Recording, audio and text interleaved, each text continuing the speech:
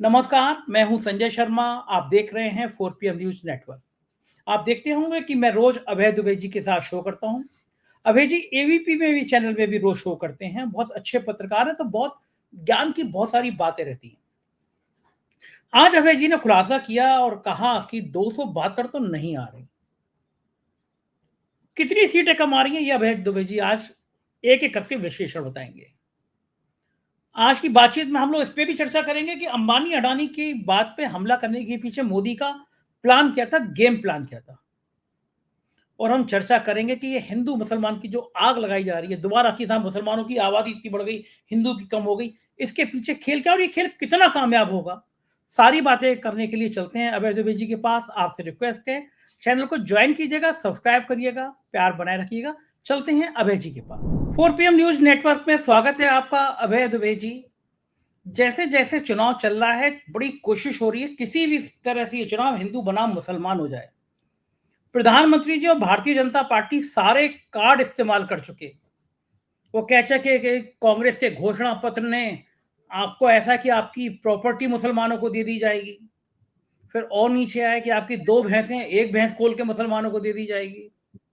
कांग्रेस के घोषणा पत्र जिसको 50,000 भी डाउनलोड नहीं होते, उसको 85 लाख से ज्यादा डाउनलोड होकर लोगों ने पढ़ लिया। और मैं दावे के साथ कह सकता हूं पिछले 20 साल का सबसे बेहतरीन घोषणा पत्र है। इस घोषणा पत्र को पढ़ के और कांग्रेस की तरफ लोगों का रुझान हो गया। और आज नया शगुफा छूटा। प्रधानमंत्री की आर्थिक सलाहकार परिषद ने खोज के एक डाटा निकाला कि साहब मुसलमानों की आबादी बहुत बढ़ गई है, हिंदुओं की घट गई है। और गोदी मीडिया दिन भर उस पर डिबेट कर आ रहा है, चला रहा है कि कम से कम लोगों के जहन में ये आ जाए। जहरीले वीडियो चलने लगे कि भारत मुसलमान वाला देश बन जाएगा, अब भी चेत जाओ। मतलब वो जो हिंदू मुसलमान का उन्माद है वो किसी तरह पैदा हो जाए बात के 4 चरणों में। क्या लगता है कि ये उन्माद पैदा हो पाएगा, पहला सवाल। और दूसरा सवाल ये कि प्रधानमंत्री की इस परिषद को ये अचानक जैसे कहते हैं ना, हाथ डाल के कबूतर निकाल लेना, ये कहां से कबूतर निकल आया। देखिए, ये बहुत ही घिसा पिटा मुद्दा है। पिछले 125 साल से कोशिश की जा रही है कि हिंदुओं के अंदर ये भीति, ये डर फैलाया जाए कि उनकी जनसंख्या कम होती चली जाएगी और मुसलमानों की जनसंख्या बढ़ जाएगी और भारत एक इस्लामिक राष्ट्र बन जाएगा। 1912 में कर्नल उपेंद्र नाथ घोषाल ने एक किताब लिखी थी, हिंदूज ए डाइंग रेस।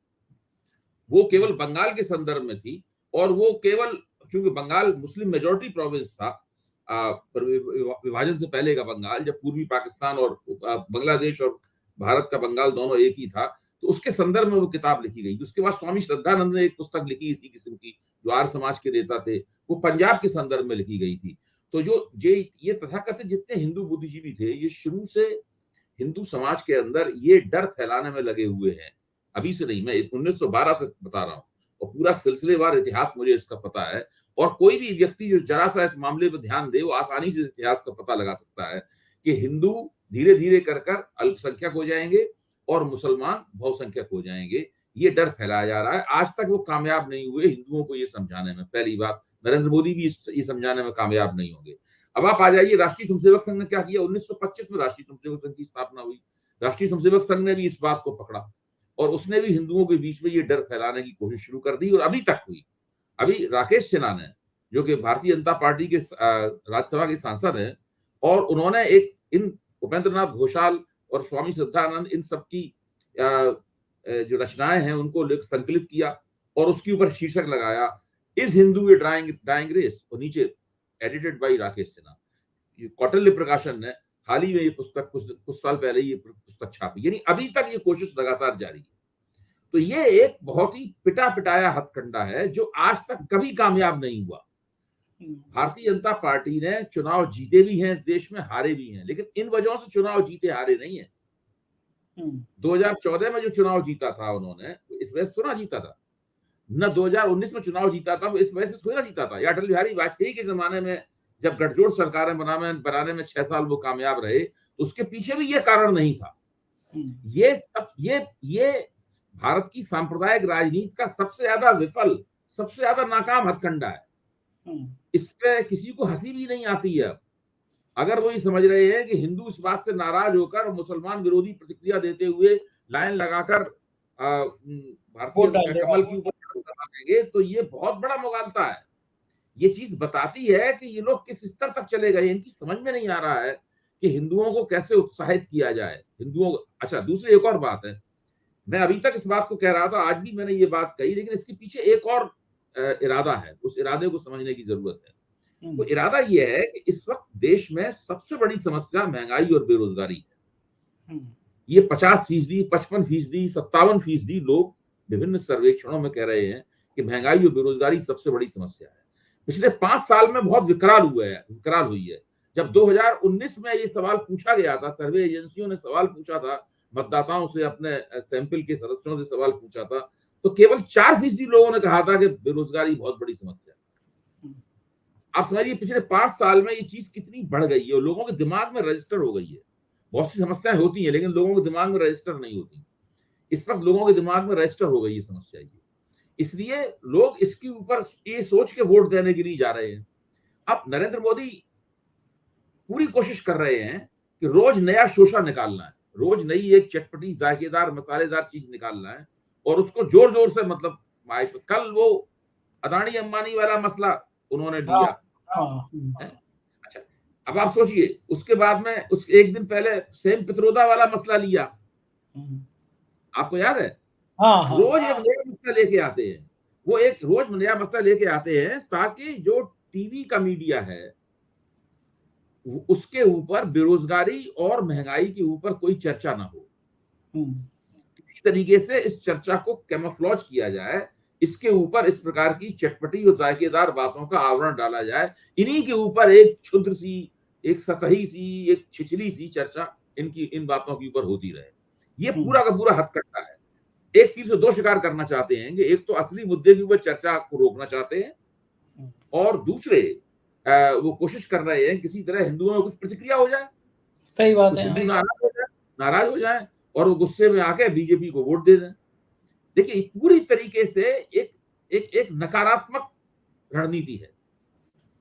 ये पूरी स्ट्रेटजी एक नेगेटिव स्ट्रेटजी है, और नेगेटिव स्ट्रेटजी के कभी भी पॉजिटिव रिजल्ट नहीं निकलते। कारण क्या लग रहा है आपको ये कि हिंदू मुसलमान की इतनी मेहनत, क्या तीसरे चरण में जो मतदान हुआ है, जो इनपुट तो इनके पास भी आता होगा, मान लीजिए एक्सेस वाले और सी वोटर वाले मेहनत कर रहे हैं, जूझ रहे हैं कि क्या क्या वोट किसको डाल के आया, तो इनकी भी मिशनरी देखती होगी, एक एग्जिट पोल कराती रहती होगी। तो क्या लग रहा है कि तीसरे चरण के मतदान खत्म होते होते प्रधानमंत्री जी को समझ में आ रहा है क्या कि सत्ता हाथ से निकलती हुई दिख रही है? वो 400 पार तो छोड़ो, 300 250 के लाले पड़े हुए हैं, तो क्या देखिए, अब ये तो बहस इस बात की है संजय जी, ये तो सभी को समझ में आ रहा है। अब इसके ऊपर हम लोगों को ज्यादा चिंतित होने की आवश्यकता नहीं है। अब तो बहस इस बात की है कि नरेंद्र मोदी को 2,272 से कितनी कम सीटें प्राप्त होंगी। मतलब ये तय है कि इससे कम आ रही। हाँ, 272 तो नहीं मिल रही है। अब 272 पे नीचे कितनी जाएंगे?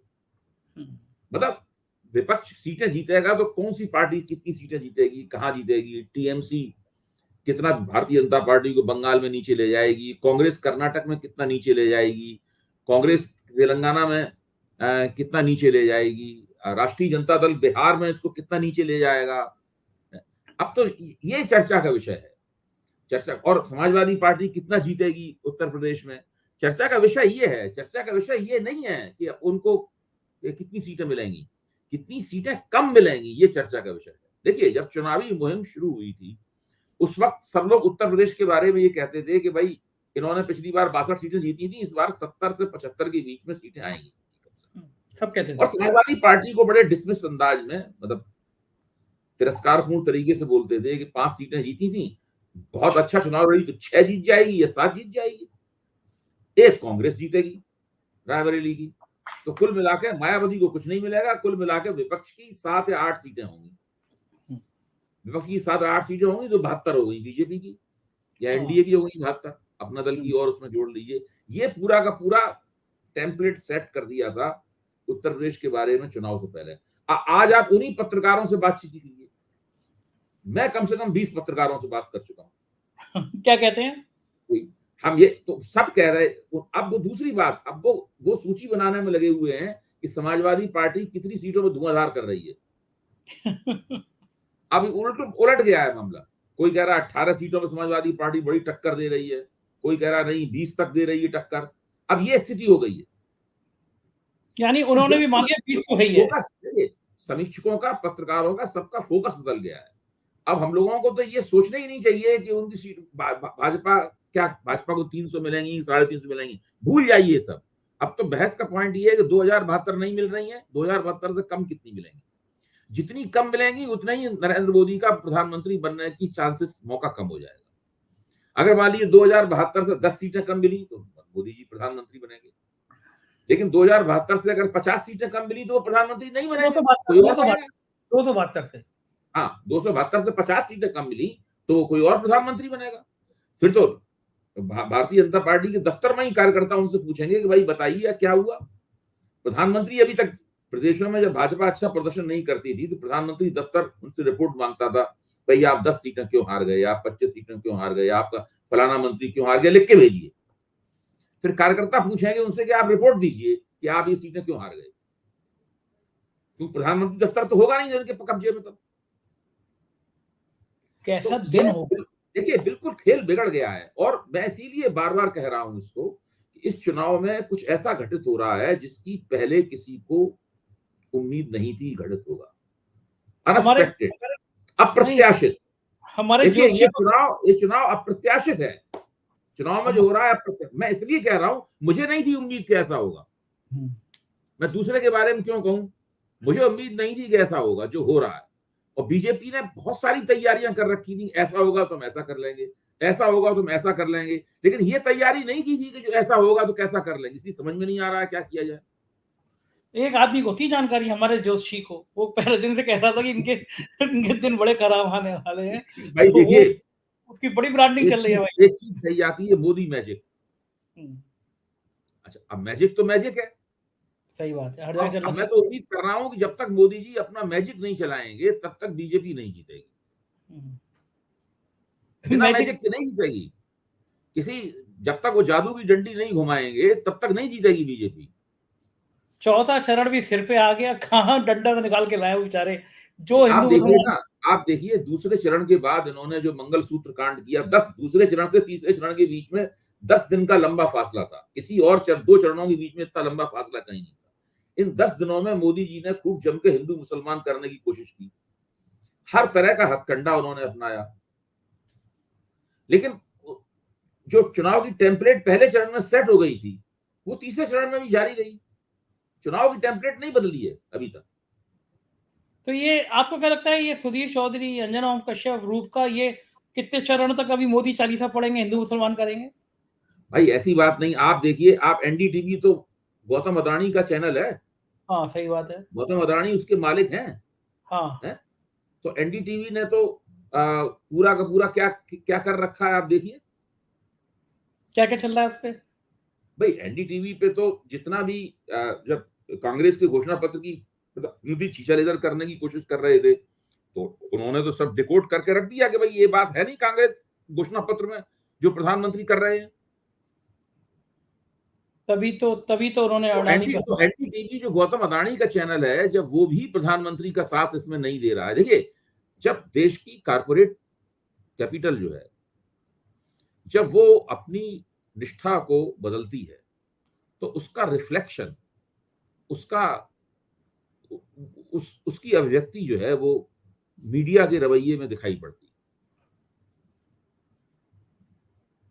और वो अभिव्यक्ति धीरे धीरे करके दिखने लगी एक सवाल और है जो कल से कोई डिकोड नहीं कर पा रहा। है। मतलब इतने लोग मुझसे पूछ चुके, मैं भी बहुत लोगों से पूछ चुका। आप डिकोड करके बताइए कि प्रधानमंत्री ने अंबानी अडानी पर हमला क्यों बोला? देखिए कल तो कुछ कुछ हम लोगों ने बात की थी आपसे। मेरा तो मानना यह है कि इनको धीरे धीरे करके ये एहसास होता जा रहा था कि भाई ये लोग कांग्रेस का भी साथ दे रहे हैं, ये लोग सोच रहे हैं कि मेरी सरकार नहीं आएगी, मुझे बहुमत नहीं प्राप्त होगा, तो ये लोग पहले से इन्होंने दूसरे विपक्ष के ऊपर, खासतौर से कांग्रेस पार्टी के ऊपर हाथ रख दिया है। तो मोदी जी को इस बात से बहुत नाखुशी हुई होगी, और उन्होंने सोचा होगा कि हम एक तीर से दो शिकार करेंगे। हम कहेंगे कि ये लोग कांग्रेस को मदद कर रहे हैं, इनकी डील हो गई है इनके साथ, तो इसको लेके वो झपट पड़े कांग्रेस के ऊपर। देखिए जब आपके बुरे दिन आते हैं और आप थोड़े घबराहट में होते हैं तो आपका चिंतन भी बहुत स्पष्ट नहीं रह जाता, आप चिंतन के जो कई पहलू होते हैं आपकी रणनीति के, उन पर नहीं सोचते हैं। तो इसमें एक ये भी तो पहलू था कि भाई जैसे ही आप ऐसा कहेंगे वैसे ही लोगों को लगेगा कि भाई देश का पूंजीपति वर्ग जो आपको अपने दामाद की तरह सम्मान करता था आपका, जब वो उसको लग रहा है कहीं कि आपके हाथ से सत्ता फिसल रही है, आपने खुद ही उनके ऊपर आरोप लगाना शुरू कर दिया। तो ये जो पूरा मामला होता है, ये इसीलिए मैंने कल कहा भी था कि राजनीति की तलवार में केवल एक या दो धारें नहीं होती, कई धारें होती हैं। आप दो धारों से बच जाते हैं, तीसरी धार आपको घायल कर देती है।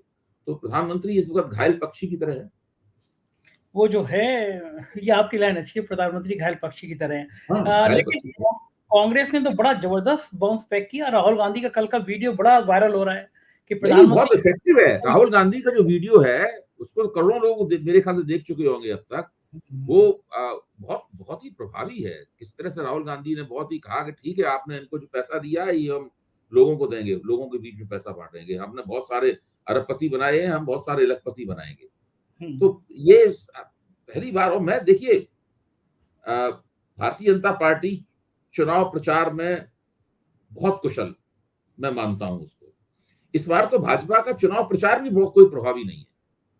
हाँ, बिल्कुल भाजपा नहीं ने है। जिस प्रकार का चुनाव प्रचार किया उसमें कोई दम नहीं है। कांग्रेस का चुनाव प्रचार ज्यादा प्रभावी है। हम्म, कांग्रेस के जो क्लिप्स विज्ञापन के चल रहे हैं टीवी के ऊपर, वो ज्यादा प्रभावी है कांग्रेस का चुनाव। वो उसके घोषणा पत्र से बिल्कुल जेल करता है, बिल्कुल मेल खाता है। क्या लग रहा है इसका मतलब कि चीजें पलट रही हैं, फिर बाजी पलट रही है, मतलब माहौल बदल गया है, बिल्कुल ही बदल गया है आपके हिसाब से? भाई मैं ये नहीं कहूंगा कि बहुत, देखिए है क्या कि जब आप मतदाताओं, कोई मतदाता सड़क पे निकल के कोई बीजेपी को गाली नहीं दे रहा है, कोई मतदाता सड़क पे निकलकर मोदी जी की निंदा नहीं कर रहा। लोग क्यों करें ऐसा? भाई लोग ऐसा क्यों करें? लोग डरते भी तो हैं। जो मोदी भक्त बैठे हुए हैं वो कांव कांव करते हुए उनके ऊपर झपट पड़ेंगे। तो वो ऐसा कोई नहीं करना। लोग वोट देना चाहते हैं, लोग चुपचाप वोट दे रहे हैं। और आ, लोगों को मोदी जी ने अभी जो मुसलमान विरोधी बातें कही हैं उनको लेके बहुत लोगों में असंतोष है इस बार। कोई नहीं चाहता कि उनको बेकार में मुसलमानों के खिलाफ भड़काया जाए। जो नौजवान लोग हैं वो कह रहे हैं कि भाई हम तो एमबीए कर रहे हैं, हम इंजीनियरिंग कर रहे हैं, हमें हमारा प्लेसमेंट क्यों सूख गया, प्लेसमेंट हमें क्यों नहीं मिल रहा है, इसके बारे में मोदी जी क्यों नहीं बात कर रहे? ये सही सब बात क्या है। मंगलसूत्र वगैरह लेके, सोना चांदी लेके आ गए, भैंस लेके आ गए, ये सब क्या है? हद कर दिया, तो बिल्कुल हाँ, ही हद कर तो ये नहीं, इसके पीछे एक डिजाइन ये है, इस पे भी हम लोगों को गौर करना चाहिए कि मोदी जी चाहते हैं कि वो इस तरह की बातें करते रहें, इन बातों के ऊपर चर्चा होती रहे, पक्ष विपक्ष में लोग इन्हीं पे दिमाग अपना खपाते रहें, भले ही उनकी खिल्ली उड़े क्या उड़े, लेकिन महंगाई बेरोजगारी की बात ना होने दिया। हाँ, सबसे ज्यादा नाजुक वही है। पाए। तो ये अबे एक जी, डिजाइन हो सकती है। हाँ, ये हो सकती है। अबे जी, एक मुद्दा और, राजदीप सरदेसाई ने ब्रजभूषण सिंह से एक इंटरव्यू किया। हम्म, इंटरव्यू से पूछा कि आपके नेता कौन है, तो ब्रजभूषण ने कहा मोदी जी। हम्म, राजदीप सरदेसाई ने पूछा और योगी जी आपके नेता हैं? हम्म। चुप रहे। दोबारा पूछा, तिबारा पूछा। उन्होंने योगी जी को नेता नहीं कहा अपना। उसके बाद में ये कहा कि क्यों विवाद बढ़ाना चाहते हो। 3 बार पूछने के बाद में उन्होंने कहा मोदी हमारे नेता हैं। उन्होंने योगी को अपना नेता मानने से इनकार कर दिया। मुझे इस बात पर कोई ताज्जुब नहीं हो रहा। जो हम सब लोग इस बात को जानते हैं, ये कोई रहस्य नहीं है। देखिए, इसी वक्त इसीलिए हालत क्या है उत्तर प्रदेश में। उत्तर प्रदेश में स्थिति यह है कि योगी जी राजपूत जाति के हैं, सब लोग जानते हैं। और उनके मुख्यमंत्री बनने के बाद में राजपूत जाति की जो राजनीतिक महत्वाकांक्षाएं हैं उन्हें उत्तर प्रदेश में बहुत उछाल मिला। योगी जी के ऊपर कई इस तरह के इल्जाम भी लगे। लेकिन धीरे धीरे ये सब देखते हुए कि योगी जी का राजपूत जाति में बहुत ज्यादा महत्व बढ़ रहा है, उनका बहुत बड़ा एक जनाधार बन रहा है, न केवल उत्तर प्रदेश में बन रहा है बल्कि उत्तर प्रदेश से बाहर भी बन रहा है, तो उनकी जड़ें काटने की कोशिशें शुरू हो गई। इस चुनाव में जिस तरह टिकट बांटे गए उनमें साफ तौर पर निकल के आ गया कि किस तरीके से उनकी जड़ें काटने की कोशिश हो रही है। फिर जिस तरह गुजरात में राजपूत जाति के प्रतिरोध को, उनके प्रदर्शन को कोई महत्व नहीं दिया गया और पुरुषोत्तम रूपाला का टिकट नहीं काटा गया, इससे भी इस बात को बल मिला। राजस्थान में भी ये स्थिति, इस तरह की स्थितियां बनी और उत्तर प्रदेश की स्थितियां गुजरात और राजस्थान से भी भिन्न किस्म की हैं। आप पश्चिमी उत्तर प्रदेश में लोगों से पूछिए तो वहां पर स्थिति यह है कि गांव के गांव जो राजपूतों के हैं उन्होंने बीजेपी को वोट नहीं दिया है इस बार, या तो वो घर बैठे रहे हैं या खिलाफ वोट दिया है। सबसे ज्यादा चिंता की बात यह है बीजेपी के लिए, मोदी जी के लिए, कि गुजरात में कम से कम 6 सीटें ऐसी हैं जहां पे कड़ा मुकाबला, जिसको हम भाषा में बोलते हैं, पत्रकारिता की भाषा में, 6 सीटें फंस गई हैं। मयूर जानी हमारे स्थानीय संपादक गुजरात के, वो तो 8 सीटों तक की बात कह रहे हैं। कोई कल्पना कर सकता था कि गुजरात में 6 सीटें, 8 सीटें फंस सकती हैं? मयूर जानी ने कहा, केसरिया साफा पहन के ठाकुर, हजारों की संख्या में ठाकुर लोग निकले और कहते हुए निकले कि बीजेपी के खिलाफ वोट करेंगे। गुजरात में 5-6 सीटें फंसने का क्या अर्थ होता है राजनीति में, देश की राजनीति में? देखिए, गुजरात में अगर भारतीय जनता पार्टी को नुकसान हो रहा है, और मैं मयूर जी की बात पर भरोसा करते हुए ये बात कह रहा हूं, नुकसान हो रहा है, तो ये पूरी भारतीय जनता पार्टी के लिए बहुत बुरी खबर है। इसका मतलब ये है कि और देश में दूसरी जगहों पे भी, आज मैंने बंगाल के कुछ पत्रकारों से बातचीत की। बंगाल में भारतीय जनता पार्टी कह रही थी हम 35 सीट हमारा लक्ष्य है जीतने का, 42 में से 35 सीट जीतने का लक्ष्य बता रहे थे। वहां स्थिति यह है कि 18 में से भी उनकी 5 सीटें कम हो सकती हैं। बंगाल में कम से कम सब लोग कह रहे हैं भारतीय जनता पार्टी को 5 या 6 सीटों का नुकसान हो सकता है। कर्नाटक में भारतीय जनता पार्टी बहुत बड़े नुकसान के अंदेशे का सामना कर रही है, बहुत बड़े। मैं तो मानता हूं 10 से 15 सीटों का नुकसान कर्नाटक में भारतीय जनता पार्टी को हो सकता है।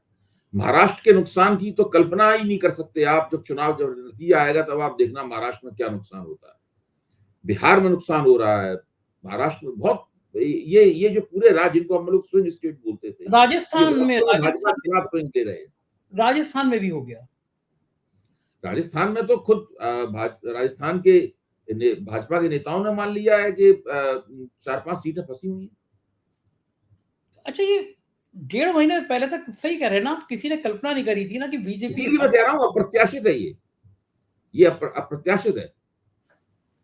अच्छा, कल्पना की क्यों नहीं थी? क्योंकि गोदी मीडिया दिन भर चिल्ला रहा था कि अब की बार नहीं, 400 लोग, जनता खामोश है। कल्पना ऐसा है कि सर्वे में निकल के नहीं आ रही थी कोई बात। सर्वे में एक बात निकल के आ रही थी कि महंगाई बेरोजगारी पे लोग नाराज हैं, महंगाई बेरोजगारी को चुनावी मुद्दा बता रहे हैं। लेकिन उसका मतलब ये नहीं निकाल पा रहे थे सर्वे करने वाले और हम सब लोग कि इसका मतलब बीजेपी के खिलाफ वोट कर देंगे। बात हो रही है लोग नाराज जरूर है, लेकिन बीजेपी के खिलाफ जरूरी नहीं है जिससे बीजेपी के खिलाफ वोट कर दें। ना वो सर्वे वाले क्या करेंगे अभय जी? मैं तो खुद 4 दिन तक अभी अमेठी रायबरेली में था, कम से कम 6 गांव में गया, बिल्कुल एकदम बेचारे बिना पढ़े लिखे, उनके यहाँ दलित बस्ती में भी गया। कैमरे के सामने एक लाइन जरूर बोल रहे थे, बोले हमारा नाम मत पूछिए, ये एफआईआर लिखा देंगे ये लोग। मतलब आदमी बात नहीं कर पा रहा, उसके मन में खौफ है कि अगर हम कुछ बोलेंगे तो ये पुलिस से बंद करा देंगे। तो जो शायद सर्वे वाले भी इसलिए फेल हो। ये डर भी लोगों को बोलने से रोकता है। ये जो डर है, ये डर भी लोगों को बोलने से रोकता है। और ये भी कोई जो एंटी इनकम्बेंसी है उसको खुल के सड़क पर नहीं आने देता है। लेकिन ये एंटी इनकम्बेंसी कहीं ना कहीं वोट में व्यक्त हो रही है। आप अभय जी कल्पना करेंगे, सदूर गांव में लोग कह रहे हैं कि यार ये लोग तो गुंडागर्दी करते हैं, बताओ केजरीवाल तक को बंद कर दिया। केजरीवाल का मुद्दा हर जगह पहुंच गया, दिल्ली तक सीमित नहीं है कि मतलब ये कि तानाशाही कर रहे हैं, ये मुद्दा हर जगह पहुंच गया। तो क्या लगता है आपको कि ये बड़ी गलती कर गए हेमंत सोरेन, केजरीवाल, इन सब पे हाथ डालकर? निश्चित रूप से देखिए, हेमंत सोरेन को गिरफ्तार करके उन्होंने हेमंत सोरेन को आदिवासियों का बहुत बड़ा नेता बना दिया। और वो अभी नहीं, आगे आने वाले चुनाव में भी परेशान करेगा। हेमंत सोरेन केवल लोकसभा चुनाव में नहीं, वो आगे आने वाले चुनाव में भी परेशान करेगा। इसी तरह केजरीवाल भी आगे आने वाले चुनावों में भी इन लोगों को परेशान करेंगे। इतना बड़ा नेता बना दिया है उन्होंने गिरफ्तार करके। एक कविता है ना कि तानाशाह को ये डर है कि लोग उससे डरना बंद कर देंगे। तो यही हो रहा है ना, राजनीति में लोगों ने डरना बंद कर दिया है। देखिए, ये बहुत अभूतपूर्व चुनाव होने जा रहा है और ये होना भी चाहिए था। हमारे लोकतंत्र की हालत बहुत खस्ता थी। बड़ा एक तरफा तरीके से सारे काम हो रहे थे। एक पार्टी और एक नेता को केवल 38% वोट मिले थे और 100% सत्ता भोग रहा था वो। तो वो ये जो स्थिति थी, और वो बिल्कुल छत पर खड़े होकर सारे हिंदुस्तान को उपदेश दे रहा था, तरह तरह के मुद्राओं में तस्वीरें खिंचा रहा था, अपने आप को भगवान का अवतार कहलवा रहा था। और जब लोग भगवान का अवतार कहते थे उसको, तो वो रहस्यमय तरीके से मुस्कुरा देता था, देखो हमको अवतार मान लिया गया। तो इस तरह के लोगों का, और इससे आदमी में मुगालता पैदा होता है और बड़े पैमाने पर इनमें मुगालता पैदा हुआ। फिर टीवी पे बैठे हुए इनका भजन कीर्तन करने वालों ने भी इस मुगालते को और बढ़ाया। अगर ये चुनाव हारे तो फिर करेंगे क्या प्रधानमंत्री जी? नेता विपक्ष बनेंगे? अब ये तो देखने की बात है कि चुनाव कितना हारते हैं। मैं फिर भी बार बार यही बात कह रहा हूं कि 272 से कितनी सीटें कम आएंगी उसके आधार पर तय होगा कि इनका भविष्य क्या होगा। आपको लगता है कि अगर थोड़ी देर को कल्पना करें कि सीटें 220 आती है तो क्या प्रधानमंत्री जी नेता विपक्ष बनना पसंद ये करेंगे? सीटें अगर 220 आती हैं तो ये बहुमत की जुगाड़ी नहीं कर पाएगी बीजेपी। फिर उस समय 220 सीटें आने का मतलब ये होगा कि उनको 52 सीटें चाहिए होंगी। 52 सीटें कहां से आएंगी? 52 सीटें तो बहुत होगी। और दूसरी तरफ जब बनती हुई सरकार दिख रही होगी तो सब, चाहे वो जगन रेड्डी हो, चाहे क्षेत्रीय शक्तियां अलग तरीके से सोचने लगेंगी। भाई एनडीए के पास तो है नहीं, इनके पास एनडीए की पार्टियों को तो उन्होंने खुद ही बर्बाद कर दिया। तो 52 सीटें नहीं, हाँ इनकी सरकार तब बन सकती है 10-12 सीटें कम होंगे अगर इनकी, जैसे 262 सीटें मिली, 260 सीटें मिली, 265 सीटें मिली तो इनकी सरकार बन सकती है। लेकिन अगर तब भी एनडीए की सरकार बनेगी, हाँ एनडीए की सरकार रहेगी, लेकिन तब बन जाएगी सरकार इनकी, मोदी जी प्रधानमंत्री भी बनेंगे। लेकिन अगर 50 सीटें कम हो गई, 220 अगर 52 सीटें नहीं मिल सकती इनको कहीं से।